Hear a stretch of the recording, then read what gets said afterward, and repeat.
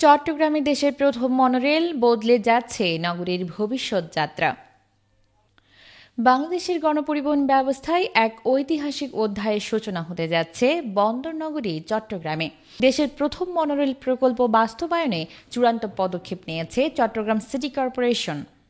যানজটের নগরী হিসেবে পরিচিত চট্টগ্রামের দীর্ঘদিনের যাতায়াত সংকট দূর করতেই এই যুগান্তকারী সিদ্ধান্ত নেওয়া হয়েছে।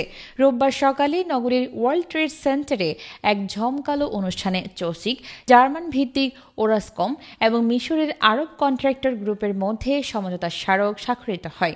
এই দুটি প্রতিষ্ঠান চট্টগ্রামে মনোরেল নির্মাণের সম্ভাব্যতা যাচাইয়ে কাজ করবে এবং পরবর্তী পর্যায়ে অর্থায়ন ও বাস্তবায়নের দায়িত্ব নেবে।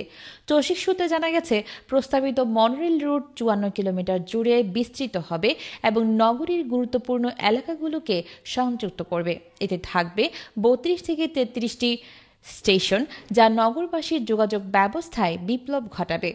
প্রস্তাবিত মনোরেল ব্যবস্থায় যাত্রীরা 30 থেকে 40 মিনিটে পুরো শহর ঘুরে দেখতে পারবেন, যা বর্তমানে চট্টগ্রামের যানজটপূর্ণ সড়কে প্রায় 1.5 থেকে 2 ঘন্টা সময় লাগে। এই মনোরেল প্রকল্পে অংশগ্রহণ করছে ওরাসকম ও আরব কন্ট্রাক্টর গ্রুপ, দুটি আন্তর্জাতিক খ্যাতিসম্পন্ন নির্মাণ ও প্রকৌশল প্রতিষ্ঠান। তারা বিশ্বের বিভিন্ন দেশে সফলভাবে মনোরেল, মেট্রো ও হাই স্পিড রেল প্রকল্প বাস্তবায়ন করেছে।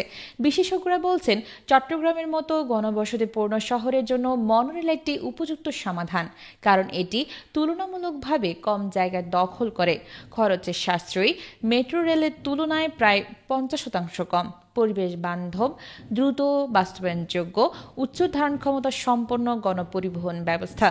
সড়ক ও পরিবহন বিশেষজ্ঞরা বলছেন, চট্টগ্রামে মনোরেল বাস্তবায়ন হলে শহরের রাস্তাগুলোর উপর চাপ অনেক কমবে এবং নগর অর্থনীতিও চাঙ্গা হবে। এই প্রকল্পের মাধ্যমে চট্টগ্রামে হাজার হাজার মানুষের কর্মসংস্থান সৃষ্টি হবে।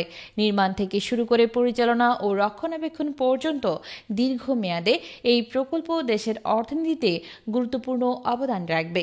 বিশেষজ্ঞরা আরও বলছেন, মনোরেল এলে চট্টগ্রামের শিল্প ও বাণিজ্য আরও গতিশীল হবে। এটি হবে নগরীর গেম চেঞ্জার। এই মনোরেল প্রকল্প শুধু চট্টগ্রামের জন্য নয়, বরং সমগ্র দেশের নগর পরিবহন ব্যবস্থায় একটি অনুকরণীয় মাইলফলক হয়ে থাকবে, এমনটাই মনে করছেন সংশ্লিষ্টরা।